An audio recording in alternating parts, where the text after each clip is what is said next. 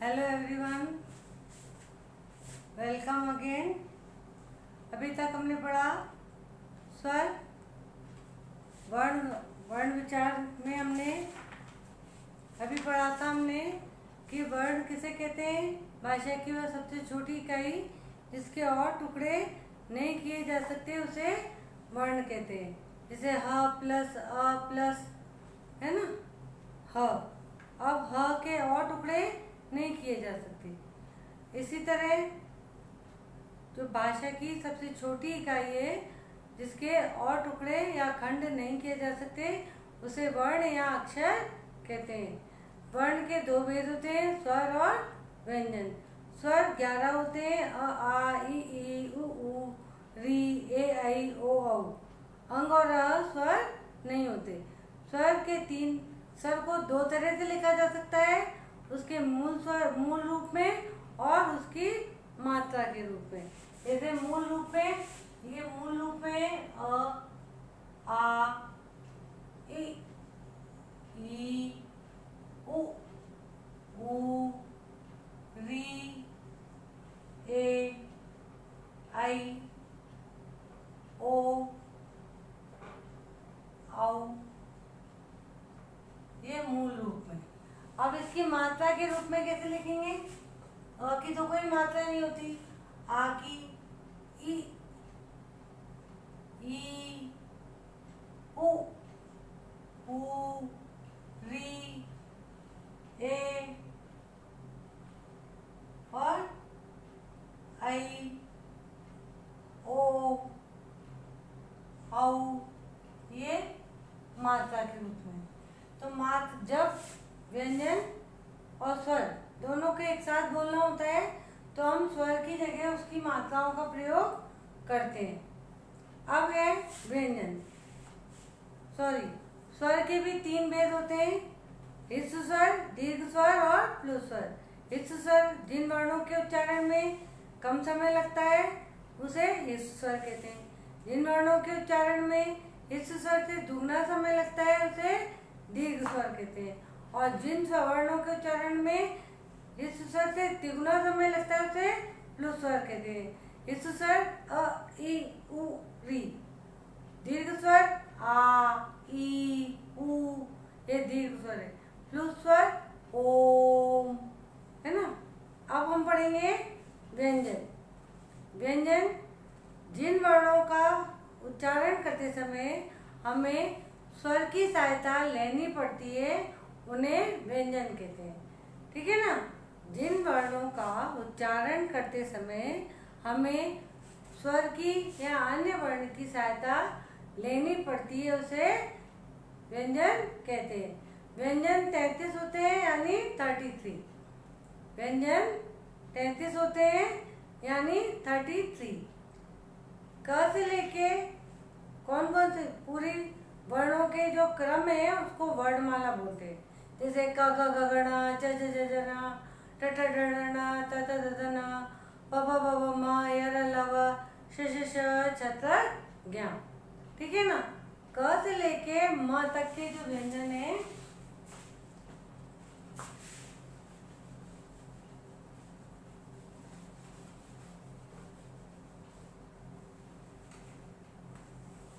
क से लेके म तक, जैसे क ख ग घ ङ, क वर्ग, च वर्ग, ट वर्ग,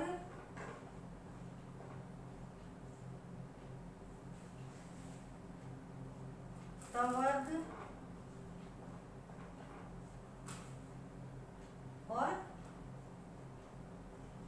और प वर्ग। तो क से लेके जो म तक के व्यंजन है वो क्या कहलाते हैं? स्पर्श व्यंजन कहलाते हैं। स्पर्श क्यों? क्योंकि क से लेके म तक के व्यंजनों का उच्चारण करते समय हमारी जीभ यानी हमारी जिह्वा हमारे मुंह के किसी न किसी भाग का स्पर्श करती है, इसलिए ये क से लेके म तक के व्यंजनों को हम क्या कहते हैं? स्पर्श व्यंजन। ये 25 होते हैं। जैसे हर क वर्ग में कितने होते हैं? 5, क ख ग घ ण। ठीक है ना। ये कितने? 5।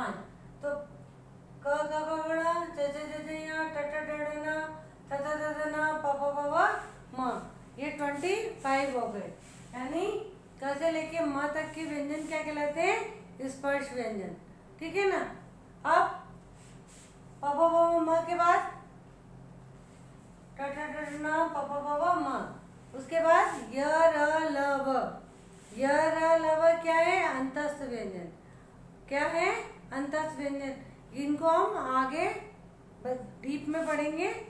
और श श श ह, ये क्या है? ऊष्म व्यंजन। इनका उच्चारण करते समय हमारे मुंह में क्या पैदा होती है? गर्मी पैदा होती है। श श श ह। ठीक है ना। और क्षत्रज्ञ, ये क्या है? संयुक्त व्यंजन। क्या है ये? संयुक्त व्यंजन।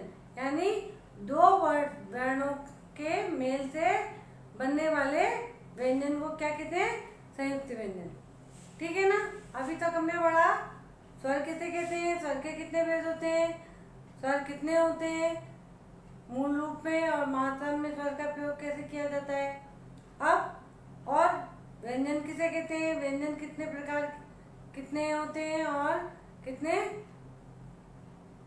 प्रकार के होते हैं, जैसे स्पर्श व्यंजन, अंतस्थ व्यंजन, ऊष्म व्यंजन।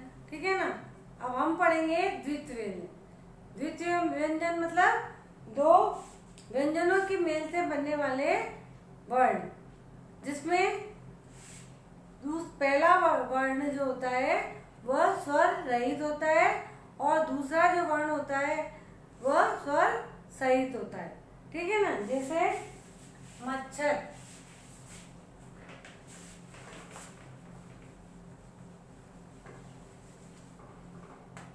मच्छर, तो आप देखो पहला जो वर्ण है च, ये स्वर रहित है और दूसरा छ क्या है?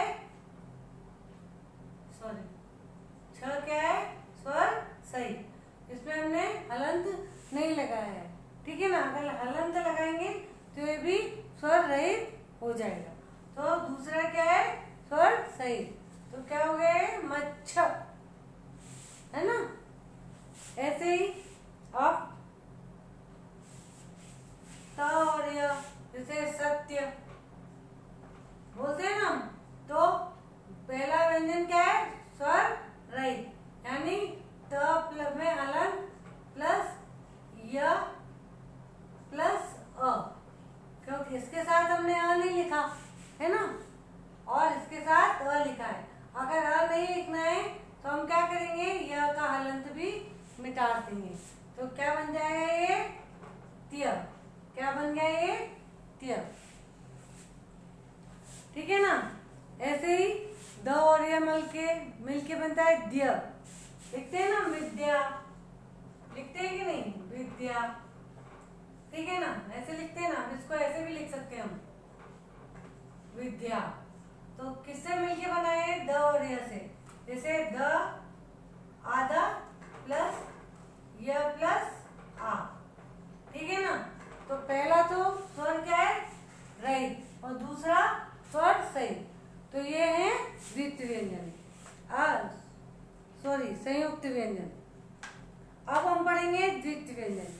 दो समान जो व्यंजन होते हैं परस्पर मिलते हैं, उनमें भी यही होता है कि पहला व्यंजन स्वर रहित होता है और दूसरा व्यंजन स्वर सहित होता है। लेकिन इसमें तो क्या था कि दो व्यंजनों के मेल से अलग अलग हो सकते हैं, लेकिन द्वितीय व्यंजन में क्या होता है? दो समान होते हैं। ठीक है ना।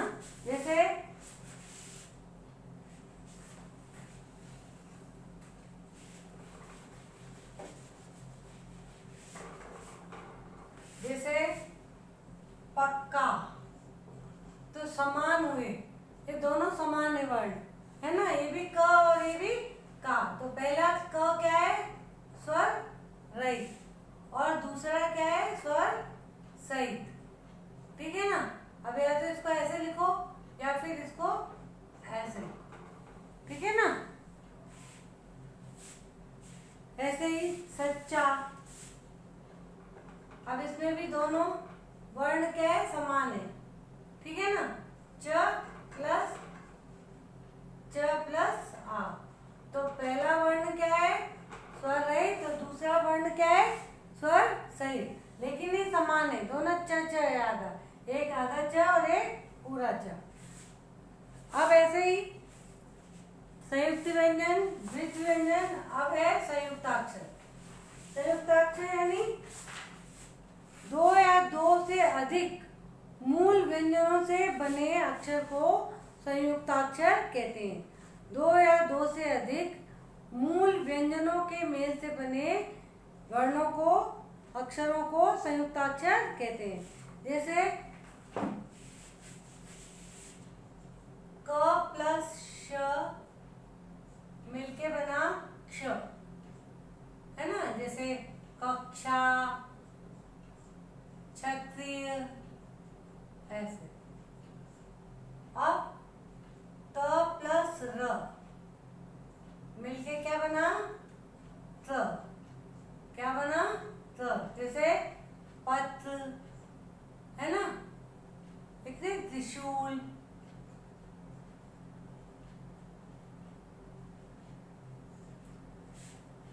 क्षत्रज्ञ, अब ज प्लस य मिलके बनता है ज्ञ। क्या बनता है, ज्ञ। जैसे ज्ञान, ज्ञानी, ठीक है ना। अब श प्लस र मिलके श्र बनता है। जैसे श्रम, है ना, श्रमिक। तो ये क्या है, संयुक्ताक्षर। दो मूल व्यंजनों से मिलके बने हैं ना, तो ये क्या कहलाते हैं, संयुक्ताक्षर। क और च मिलके बना च, कक्षा।